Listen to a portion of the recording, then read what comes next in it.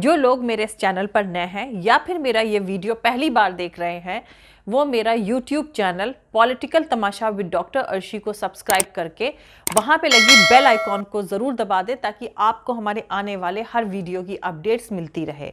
और दोस्तों, अगर आपको हमारा काम पसंद आता है, हमारे वीडियोस पसंद आते हैं, तो www.patreon.com/dr अर्शी खान पर जाकर डोनेट करके आप हमारे काम को सपोर्ट कर सकते हैं। तो चलिए आज के सियासी तमाशे के सफर को शुरू करते हैं।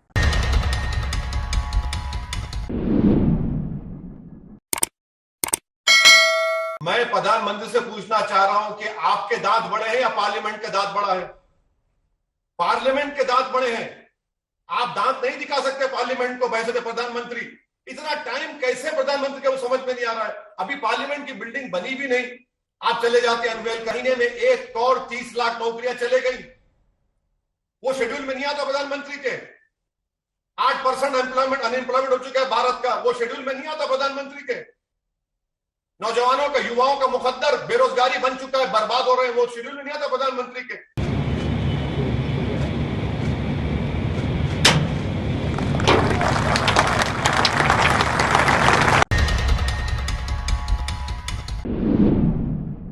इतिहास बनाने के लिए कड़ी मेहनत और एफर्ट्स चाहिए होता है, और मेहनत, मशक्कत, अच्छा शगुन, साफ नीयत की मांग करता है, जिसका अप्रोच या आउटलुक चैरिटेबल हो और मास को जोड़ता हो। बुद्धा एरा यानी बौद्ध काल का एरा तलवार से नहीं बल्कि कंपैशन, काइंडनेस यानी रहमदिली और लॉजिक से उसका एक्सपेंशन हुआ, और फिर उसने सारी दुनिया को अपने गोद में ले लिया।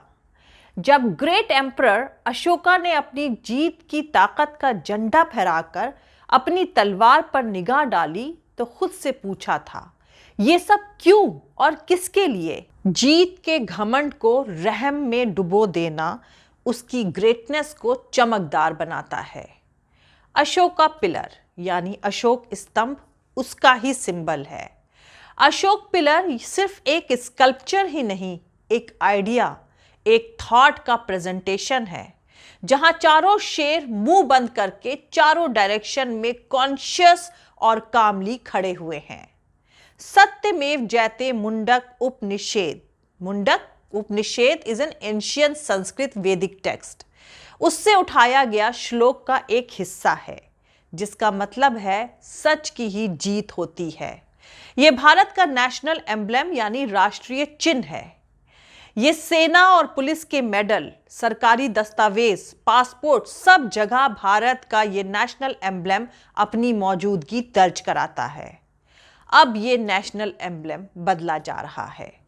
शेर खूंखार होता है, ये दिखाया जा रहा है, और भारत के नेशनल एम्ब्लेम के इस बदलाव की वजह पूछने पर इसको बदलने वाली हुकूमत अपना मुंह बंद करे है। तो दोस्तों, भारत की नरेंद्र मोदी सरकार पर भारत के नेशनल एम्ब्लेम यानी नेशनल सिंबल के साथ छेड़छाड़ और डिसरेस्पेक्ट करने का इल्जाम लग रहा है। ऑपोजिशन पार्टीज और तमाम सोशल वर्कर्स का मानना है कि प्रधानमंत्री नरेंद्र मोदी ने मंडे को जिस नेशनल एम्ब्लेम को अनवील किया था उसके शेर गुर्रा रहे हैं, जबकि सारनाथ के अशोक स्तंभ में शेर सोबर और काम है। सारनाथ में ही महात्मा बुद्ध ने अपना पहला सरमन यानी उपदेश दिया था, और मौर्य अंपायर के शासक ने यह पिलर एस्टैब्लिश किया था। 26 जनवरी 1950 को इस अशोक पिलर को भारत के नेशनल एम्ब्लेम के तौर पर कबूल किया गया था। अब मंडे को प्रधानमंत्री नरेंद्र मोदी ने नए संसद भवन की छत पर 6.5 मीटर ऊंचा नेशनल एम्ब्लेम का इनॉग्रेशन किया है। इसे बनाने में तकरीबन 9,500 किलो तांबा लगा है। खैर, अब इस नए अशोका पिलर को लेकर बवाल शुरू हो गया है। नेता से लेकर तमाम इंटेलेक्चुअल्स सोशल मीडिया पर शोर मचा रहे हैं, पर लोगों को समझना चाहिए कि वो सोबर और काम यानी शान सा दिखने वाला शेर नेहरू जी के भारत का प्रतीक था, जो ताकतवर तो था पर डिसेंट था। यह खूंखार सा दिखने वाला शेर हमारे सुपर ह्यूमन के वक्त के भारत का सिंबल है।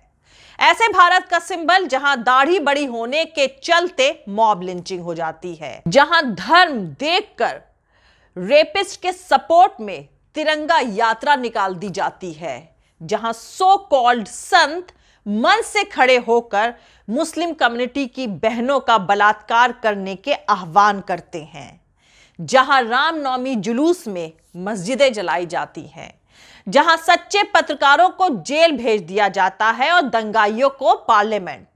शायद अब आप समझ ही गए होंगे कि क्या फर्क है तब के शेर में और अब के शेर में। 2014 के बाद से अब तक तो आप लोगों का दिल इतना मजबूत हो ही जाना चाहिए था कि अब ऐसे बदलाव से आपको धक्का ना लगे। धक्का तो तब भी लगा था जब अमर जवान ज्योति से छेड़छाड़ करी गई थी और शिफ्ट करने के नाम पर ज्योति बुझा दी गई थी। बेहद तगड़ा धक्का तो तब भी लगा था जब लाल किला परिसर लीज पर दे दिया गया था। एक दो बार धक्का लगा हो तो गिना जाना जायज है, मगर एक के बाद एक अगर धक्के लग रहे हो तो उसको गिनना बंद कर देना चाहिए। इसीलिए शेरों के बदलने पर ज्यादा जज्बाती होने की जरूरत नहीं है, पर इस बदलाव को लेकर यह जरूर पूछा जा सकता है कि क्या यह खूंखार शेर चाइना को अपने नुकीले दांत दिखा पाएगा या घर में ही हुकूमत को आईना दिखाने वालों को अपना शिकार बनाएगा। वैसे सुप्रीम कोर्ट के वकील और एक्टिविस्ट प्रशांत भूषण का कहना है कि original national emblem Mahatma Gandhi के साथ खड़ा है, तो नया वर्जन महात्मा गांधी के हत्यारे नाथूराम गोडसे को दर्शाता है। प्रशांत भूषण ने अपने ट्वीट में लिखा है कि गांधी से गोडसे तक हमारे राष्ट्रीय चिन्ह में चारों शेर शान के साथ शांति से बैठे हैं, जबकि इस नए नेशनल एम्ब्लेम जो संसद की नई इमारत के छत पर लगाया गया है उसके शेर नुकीले दांतों के साथ गुस्से में हैं। और यही है मोदी का नया Bharat.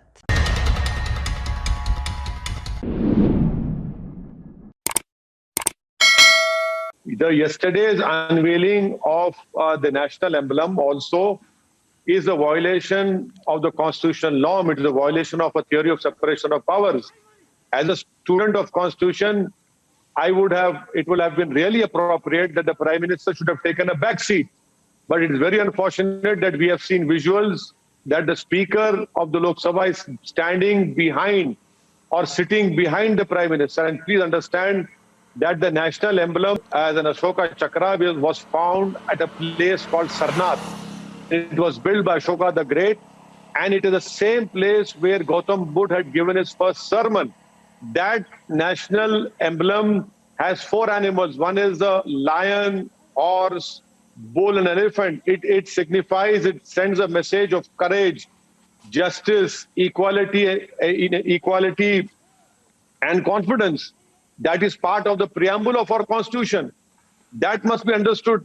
So, I mean, if it is found at a place where where Gautam Buddha had given his first sermon, why didn't the Prime Minister allow at least a religious scholar from the Buddhist community?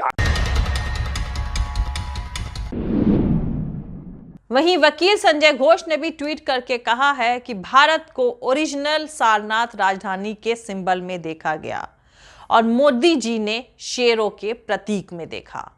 पुराना भारत मजबूत, confident और loving था। दूसरी तरफ नया भारत गुस्से में, insecure और विंडिक्टिव है। वहीं दूसरी तरफ राष्ट्रीय जनता दल ने ट्वीट करके कहा है कि ओरिजिनल नेशनल एम्ब्लेम में जेंटिलनेस दिखती है और अमृत काल में बना ओरिजिनल नेशनल एम्ब्लेम की नकल के चेहरे पर इंसान, पुरखों और पूरे देश का सब कुछ निगल जाने की आदमखोर भाव मौजूद है। हर प्रतीक चिन्ह इंसान की अंदरूनी सोच को पेश करता है और बताता है कि उसकी फितरत क्या है। तो दोस्तों, इतिहासकार रूथ बेन गिएट ने अपनी किताब स्ट्रॉन्ग मैन में लिखा है, फांसीवाद बुनियादी तौर पर मर्दानगी का क्राइसिस है। फांसीवाद में हर चीज को ज्यादा एग्रेसिव तरीके से पेश किया जाता है। फांसीवादी इंफीरियरिटी कॉम्प्लेक्स को जन्म देता है और इंफीरियरिटी कॉम्प्लेक्स जहरीली मर्दानगी को बढ़ावा देती है।